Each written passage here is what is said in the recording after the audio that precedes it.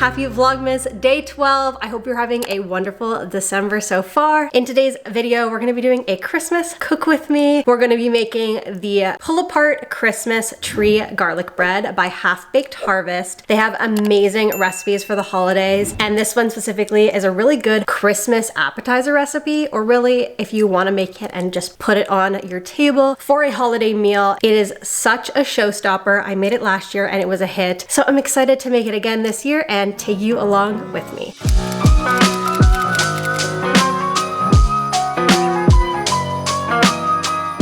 First thing you're going to want to do is set your oven to 400 degrees Fahrenheit. This recipe contains a lot of staple ingredients you'd probably already have in your kitchen. We had a head of garlic that was already sprouting, so I figured this recipe would be perfect. Now, I did leave the link to the recipe in the description if you're needing some of those details, but this will be a great way to see how it comes together.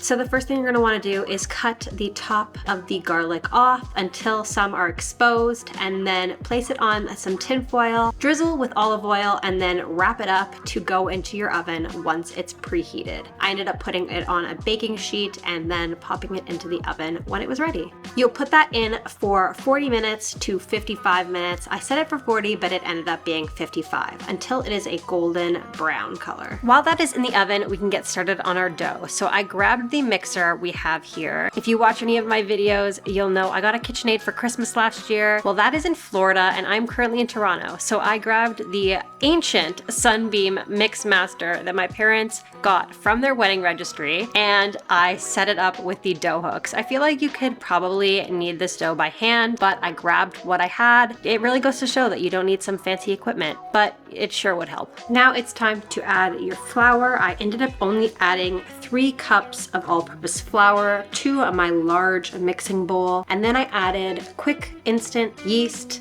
2 1/4 teaspoons of that, as well as 1 teaspoon of kosher salt. Then it was time to heat up my 3/4 cup warm milk. I just stuck mine in the microwave on short increments until it was around 105 to 115 degrees Fahrenheit. Then add it to your bowl. You're supposed to mix the dry ingredients before adding it. I did not do that. Just keep that in mind. And then I added 2 eggs, 1 tablespoon of honey. A trick for this is to add a little bit of oil to the spoon you're about to use and then measure out your honey. The honey comes off the spoon so much easier, so you're actually getting the proper measurement. Then I added the softened butter, 2 tablespoons of that, and started mixing. Now I did need to give it some help. I started off with a fork just to incorporate everything, and then let the Sunbeam Mixmaster take over. This thing is hilarious. You need to actually turn the bowl when it's on a low speed, otherwise it doesn't actually mix anything properly, and it has a bit of a mind of its own, as you can tell. How's it looking? Oh, got really bouncing. It's like moving. And if you don't do anything, it won't turn. You have to like manually turn it yourself. It's interesting that it turns. And then it starts to freak out. I honestly don't think it needs as long as indicated. Like, I've made cinnamon dough with this, or cinnamon rolls with this, and it's worked out. So it's not like it's fine, you know? It's spinning on its own. But then again, I put it kind of fast. You're gonna wanna let your mixer mix and incorporate the dough for around 4 to 5 minutes. If it's too sticky, add a bit more flour, 1/4 to 1/2 cup of flour. I didn't do this. My consistency was pretty good at this point. I didn't mix it for that long either because of my machine being a little wacky. I think I did it for around 2 minutes, as long as the machine could bear. And then I formed my dough into a ball and covered it with some saran wrap and let it rise for 30 minutes to an hour. I ended up letting mine sit for an hour.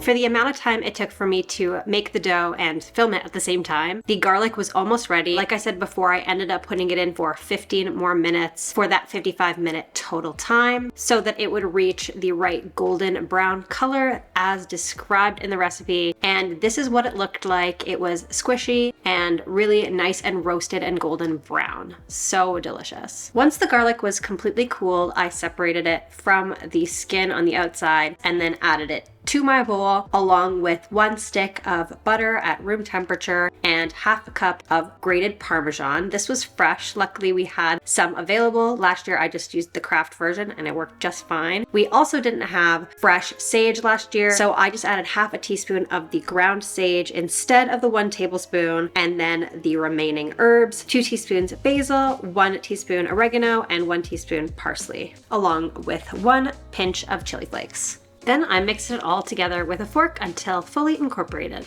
At this point, my dough had risen and it was time to prep my baking sheet with parchment paper. I picked the biggest baking sheet that we had, and I suggest for you guys to do the same because you do have enough dough to fill a large baking sheet. And this is my risen dough. I was using kind of old yeast, so it may rise more for you, but I did do a rise test before I baked and I knew it would be fine. So I split the dough in half and prepared my counter with some sprinkled flour to prevent from sticking. Then I grabbed half of the dough and started rolling it out into a large rectangle, roughly 15 by 11 inches, but really as big as your baking sheet will allow.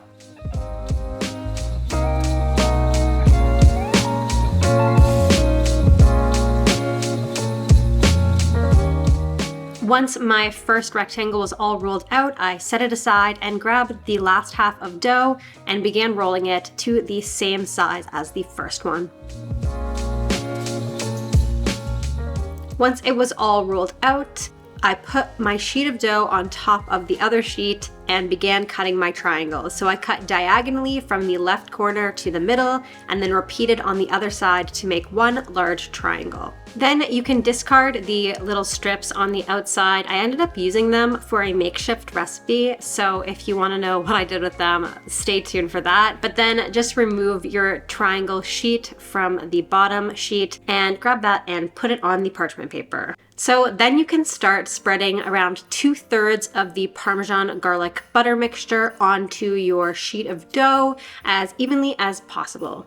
Then I went ahead and grabbed my other triangle and matching the corners, I laid it on top as best I could and then continued to spread the mixture on top of the triangle with whatever was left. Then it's time to make your branches. So I cut strips towards the middle and to the outside, but leaving about 1 inch in the middle for your trunk. Once you do one side, repeat on the other side, just remembering to leave that middle bit uncut. Then it was a matter of beginning the twists, which was a little bit tricky because when you twist it, it would kind of want to twist back automatically. But once you started to get the hang of it, it was just a matter of twisting and kind of placing the end of the dough down towards the parching paper, kind of like sticking it to it so that it wouldn't twist back. And then just repeat the process all the way up the branches, doing your best to get these smaller ones at the top as twisted as possible.